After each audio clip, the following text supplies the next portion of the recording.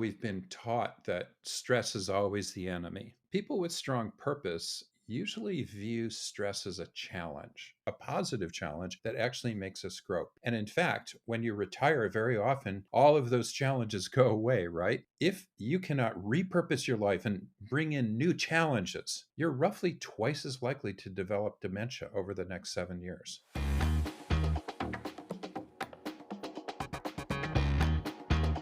Welcome to the Coursera podcast, where we have conversations with renowned experts and industry leaders to explore global trends impacting the future of education and work. I'm your host, Arunav Sinha, Vice President of Global Communications at Coursera.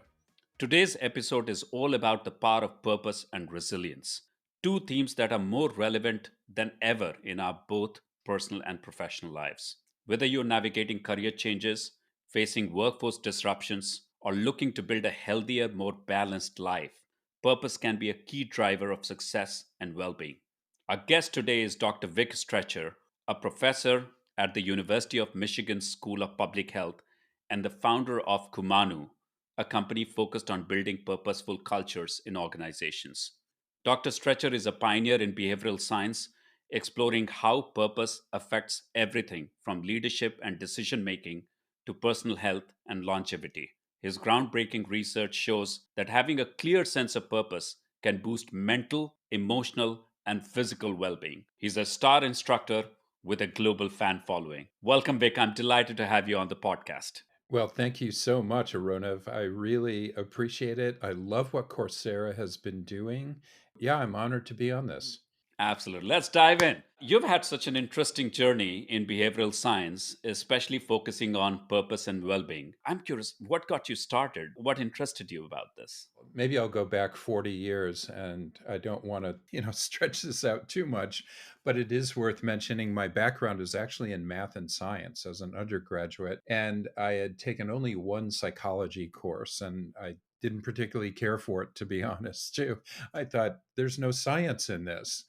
My physics class, if I drop this pen, it goes down 100% of the time. But in these behavioral science courses, half the time it floats up. Their theories didn't seem to really predict all that much. And then I started working in a department of public health as a statistician, a biostatistician. I learned very quickly that at least 50% of disease and death is related to our lifestyles. Many decisions that we make, whether we smoke or not, how much we drink, what we eat, other lifestyle aspects, very, very important, it turns out. And I thought, wow, if I'm interested in the public's health, I better learn more about behavior because behavior predicts so much. And so I went to the University of Michigan and studied, especially in the Institute for Social Research, where they really try to quantify the unquantifiable, which is things like stress or social support, things you can't, put a physics to that directly, things that you can't measure necessarily with, a bunch of equipment with a device. Although, of course, now we do have some devices to measure things like that. But I started not only realizing how important our behaviors are, but also how important it is to quantify those and carefully study those using scientific methods. And so I grew very fond of that area. I decided to get a PhD in that area. And my background had some computer science in it. So I started actually developing computer models. This is well before the internet. This is in the early 80s, actually, computer models to start tailoring information to help a smoker or to help a person get a mammogram or help a person manage their weight or their stress or anything just by collecting information, processing it, tailoring it back to that person. I started getting intrigued by that. And we started finding that tailoring, computer tailoring, could work really well. And after $45 million in NIH grant funded research, and we had suddenly a center at the University of Michigan that was doing a lot of this, the big question then comes up, just like any clothing tailor, if you can tailor your clothes, the question is, what do you tailor on? In other words, what do you focus on to make this set of clothes really work well for that person? And it's the same thing with some type of behavioral theory program. Do you just feed information to people? Do you try to scare them? What do you do? What do you appeal to? There's so many different methods. Gradually over time, I kept thinking there's something deeper. There is something deeper we need to be thinking about. I'll never forget, I was in Philadelphia one time with my wife, and we were driving through an inner city area, and there were a bunch of people around a big oil drum that they lit fire. It was in the wintertime, and it's just for people to keep warm, and they're all smoking. And my wife, Jerry, turned to me and said, "So you're going to help those guys quit smoking, right?" And I thought, I'll never help those people quit smoking. I'll never help those guys all just trying to stay warm. They're homeless. Cigarettes are one of their only sources of stress reduction, probably. And so I started continually trying to think about what is it that drives people? Let's go down to the root system, not stay up at the branch system. And as I got further and further down in my thinking and my exploration, I started thinking that people's identities, their core values, and ultimately their purposes probably had a lot to do with their behaviors. And sure enough, that's what we found. Fantastic. In fact, that's a great starting point. You talked about the impact of a lot of work that you did on health outcomes. Yes. Can you talk a little bit about how sense of purpose can drive success, and how has your own sense of purpose shaped your own career journey, and how it can impact others to pursue different paths? A purpose helps people arrange their goals, organize their goals. So a purpose is it's essentially a self-directed life aim. It organizes where you put your energy, where you put your resources. Imagine if you really added up all the time that you put your energy into pretty meaningless things, into pretty purposeless things. If you start building a life purpose or purposes around different domains like your work or your family or your community, you start focusing more attention on those things. You pay more attention. You persist more in those. Let's say, just for example, as a kid, you're probably in a swimming pool at one time and you said, I'm going to swim as far as I can underwater on one breath. Or you might say to yourself, I'm going to try to touch the other side of the swimming pool. If you say that, you're going to swim further. We know that. That's goal setting. So if I set a goal that's meaningful to me, and I can set goals in my teaching, for example, that are meaningful to me, or in my research, or in my community work that I do, any of those things, if I set goals around those things because it's my purpose in my life, I'm going to persist more in the face of stressors. I'm going to work harder. I'm going to put more energy into that. In fact, I'm going to find new sources of energy so that I can devote everything I have toward that. And anybody who's very competent in sports will tell you this. Anybody who's very competent as a CEO or a leader, real leaders, not just managers, but real leaders, they're guided by their purpose. That's what drives them. It's what guides them. In fact, I would say that, and something that you talk a lot in your research is resilience and purpose go hand in hand. And something that in your two popular courses on Coursera, which have drawn like 240,000 people globally, you've highlighted resilience as a key theme. And what advice do you have for people looking to build resilience, especially when they are navigating setbacks from the goals and purpose that you said motivates them to start with? And what other changes in their personal and professional lives can have if they build resilience? There's a couple ways of thinking about resilience. One is literally physiological. We know people, and we've done research on this and published research on this, showing that people with strong purpose actually, their DNA actually expresses fewer pro inflammatory cells. Pro inflammation, inflammation is not good for you, and more antiviral cells and more antibacterial cells. So, in other words, you are physiologically more resilient in the face of all the things that are around us, which is great. We also know that if you're thinking about your purpose or you're very purposeful, you can plunge your arm into freezing cold ice water and hold it in much longer. There are all sorts of other areas that we found are highly related to people's purpose. Their amygdala, their fear center, actually fires less often. It's governed more by a part of the brain that's very modern called the prefrontal cortex. And that governs down your amygdala, your ancient reptilian fear center, if you have stronger purpose. If you have more purpose, you have less conflict. And there's a part of the brain called the dorsal anterior cingulate. You don't have to remember that, but that part of the brain relates to conflict. It also, by the way, relates to pain. It's associated with pain. People with strong purpose have less activation in that part of the brain. So, in other words, physiologically, we know you are more resilient. We also know that when you are stressed, People with strong purpose get just as stressed as a person without purpose, but they recover faster. And that's what's so important. So we know that people with purpose, they also exhibit coping strategies that are more resilient coping strategies. Things like I see a big picture. Let's say you've just been dissed by someone, or think you were dissed by someone, or maybe the boss gave you a bad review, or maybe you didn't get a sale you really wanted, or whatever those things are in your life, maybe whatever those, stressors that we have in our daily lives, right? Some people will vent, or some people will drink alcohol. Some people will eat a lot of food, whatever. Those things are not related to resilience and are not all that good for you. But seeing a big picture, knowing this won't last forever, those are purposeful strategies. People with strong purpose use those coping strategies, saying basically, I know this was stressful. I know this is difficult. I know this is painful, but I might look back on this and get lessons from it. We know, just for example, soldiers coming back from the Gulf War, very often they develop, as we well know, post traumatic stress disorder. And yet some actually develop post traumatic growth.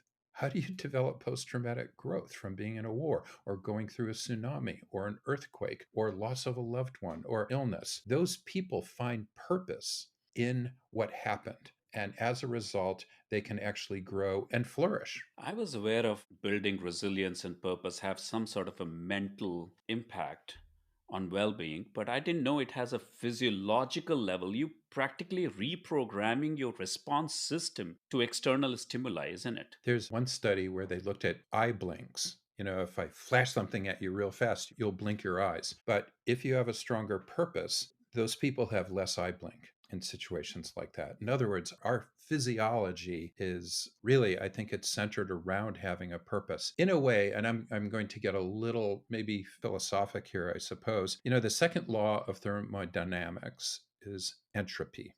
Things gradually become more and more disorganized. You look at milk into coffee, it moves throughout the entire coffee cup. This is entropy, right? Life is kind of an entropy rebel.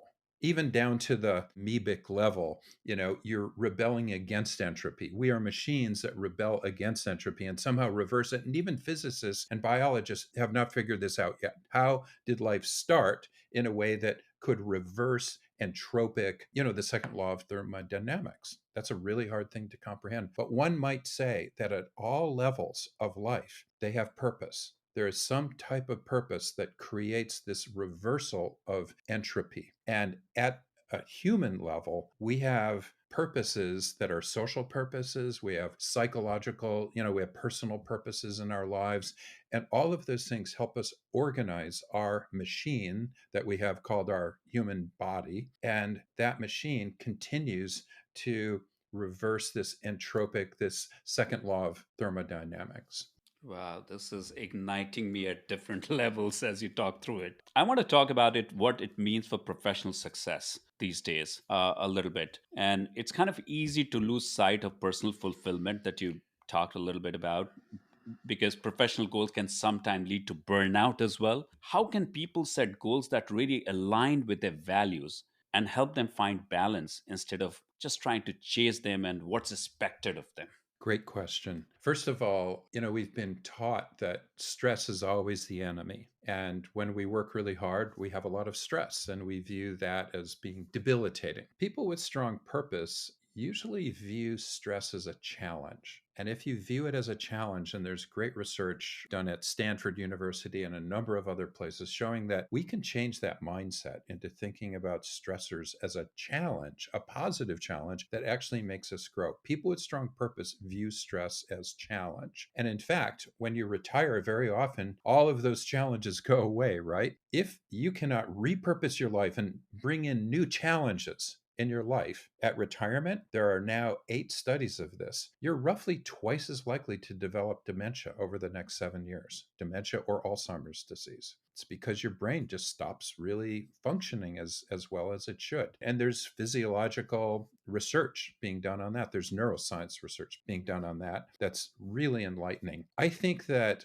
I'll put it this way. A lot of people come to me, a lot of my students say, I want a job that's very purposeful.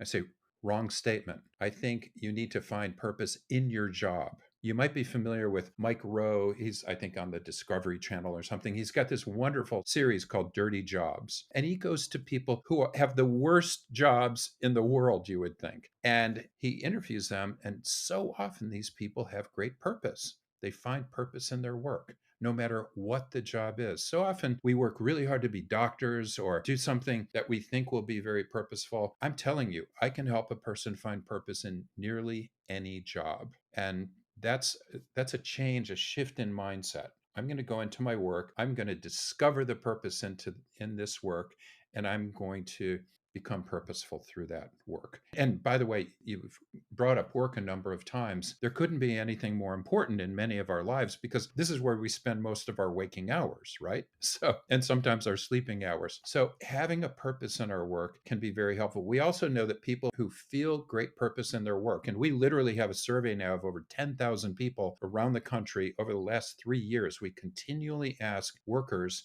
can you write a statement about why you work, what your work gives to you, what purpose you get from your work? And if you can write that statement, you are far less likely to be burned out. And we statistically control for education and age and income and all sorts of things. But the people who can write down why they work are far more likely to be engaged in their work, far less likely to leave their job, far more likely to be happy people in general and get fulfillment from their work.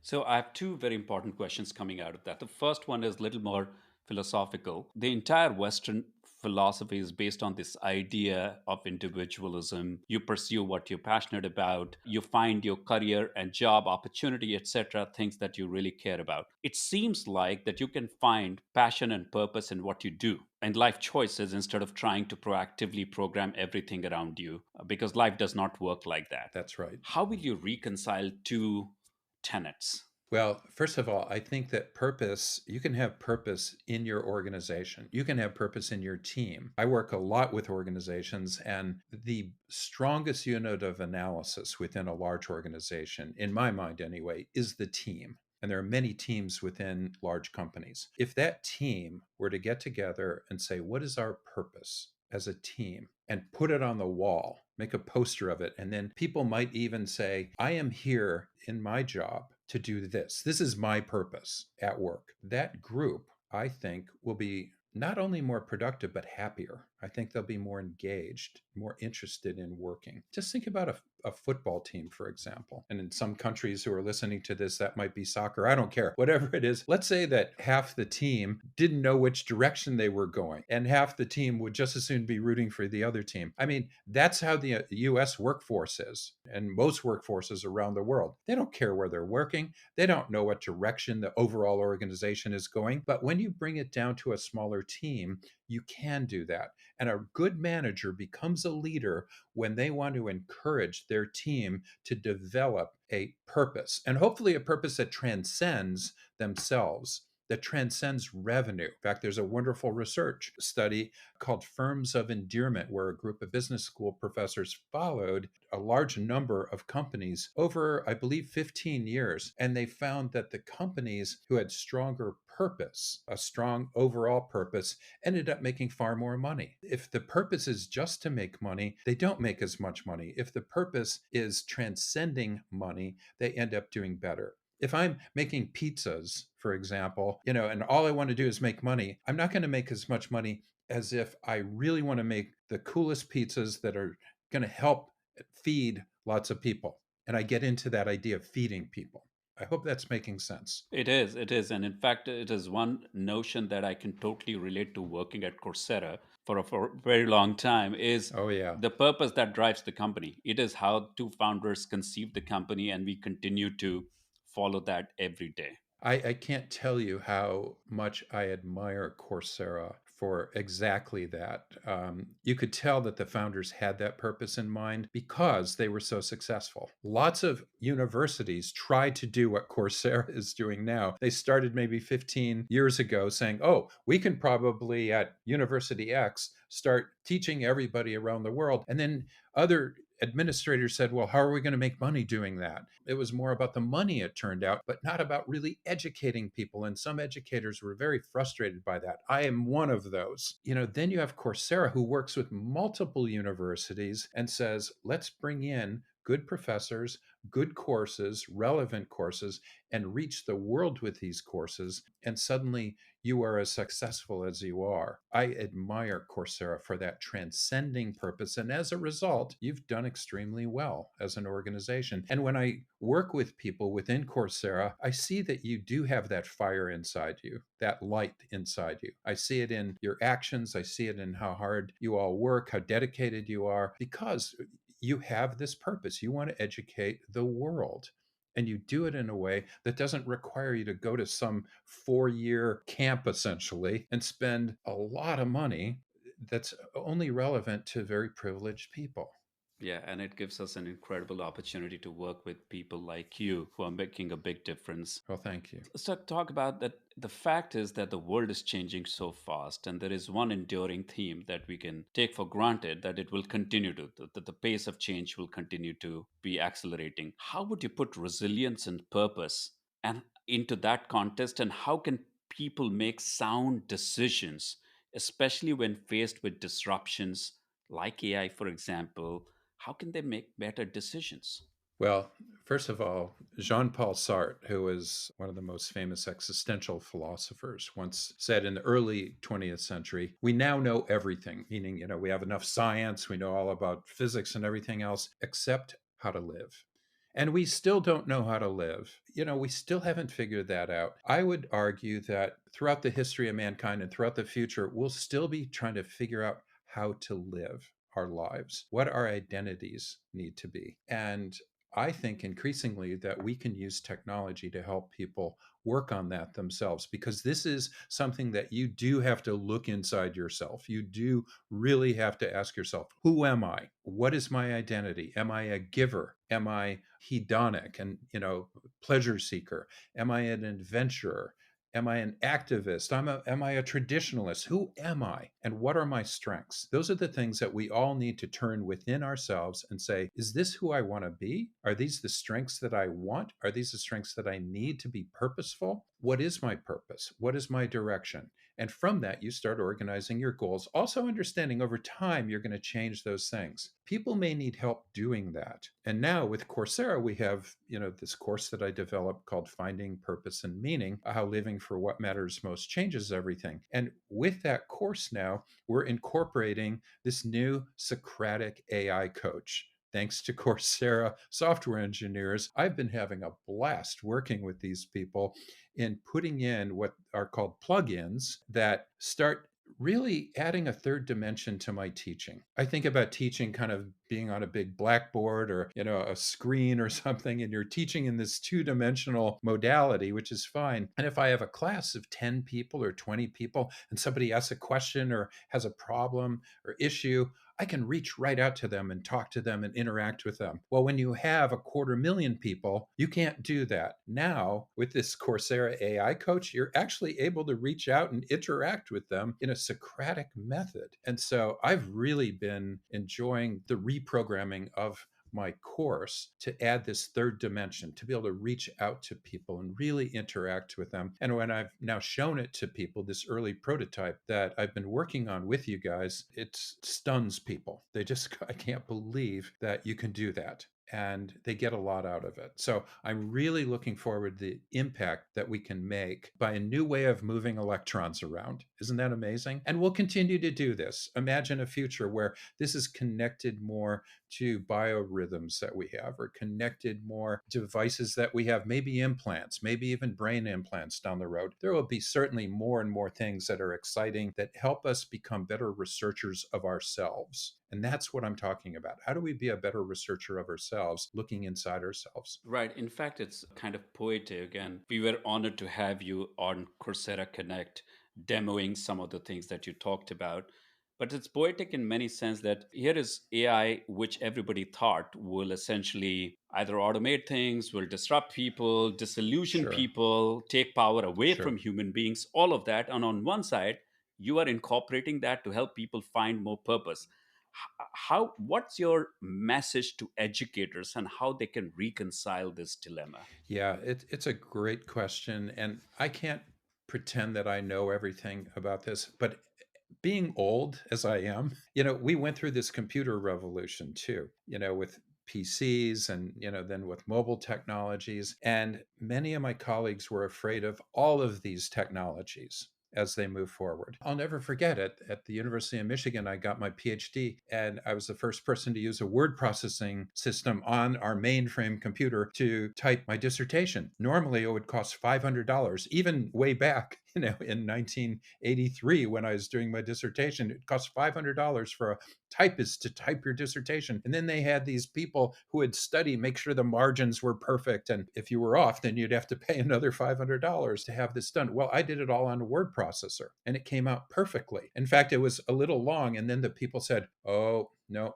I'm sorry, the margins are too small. And so I went over to the mainframe computer building. I reprogrammed it with larger margins. I took it right back. And these people were shocked. They said, how did you do that so fast?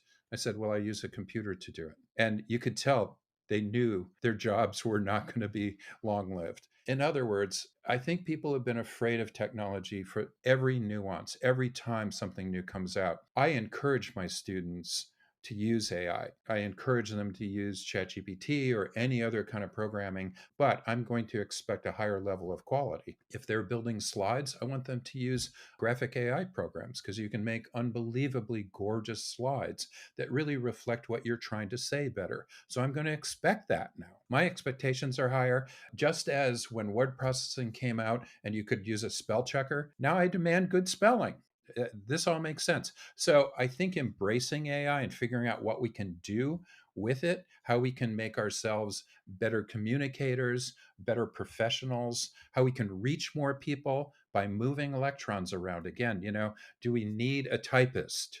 No, we don't anymore. We don't even think about needing a typist. We just do all of this because we're moving electrons around. We should be able to reach more people more effectively through this technology, totally understanding that AI certainly has some potential pitfalls. I mean, it could be there's a Terminator side of this, of course. We all understand that. And we have to be fully aware of that. But we also have to be embracing it because it's going to happen. We have to be aware of the power of AI and start using it.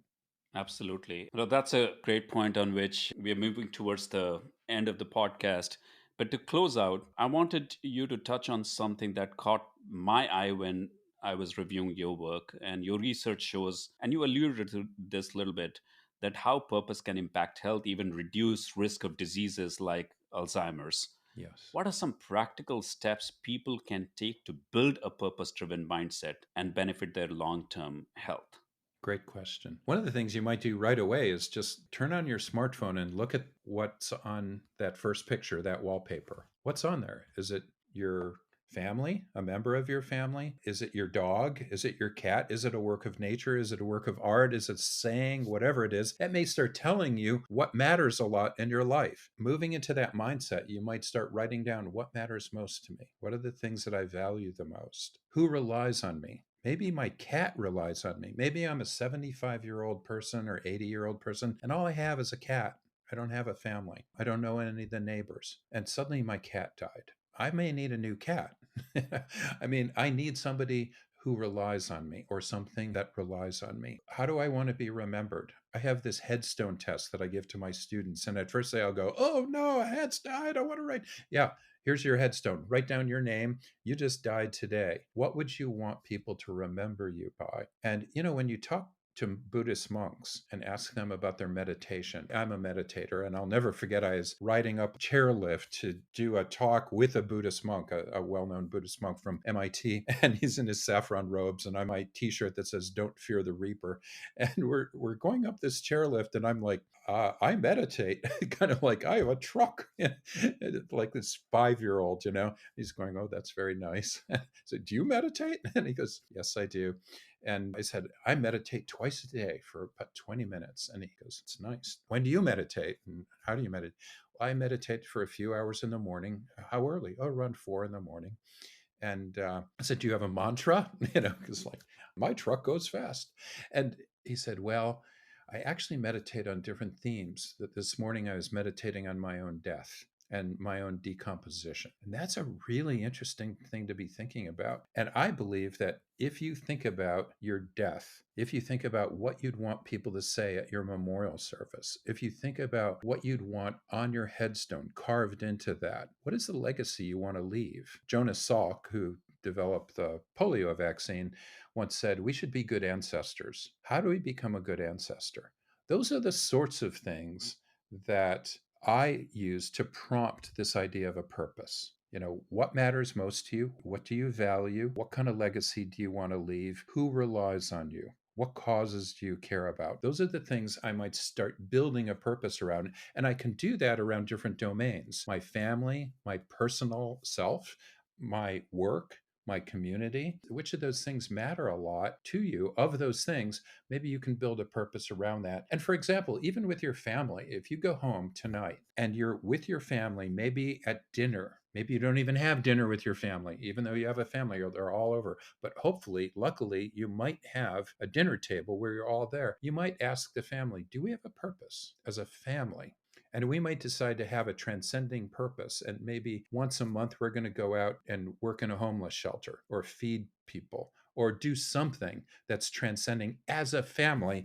And that becomes one of the most important things that we can do. Imagine a family who grows up like that. Imagine children who grow up in a family like that. How much more powerful that could be. Wow.